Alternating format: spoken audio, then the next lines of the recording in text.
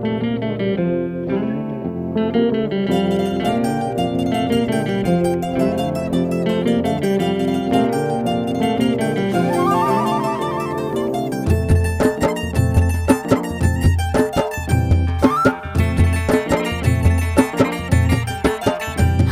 के झोंके आज मौसमों से रूठ गए, गुलों की शोखियाँ जो भंवरे आके लूट गए।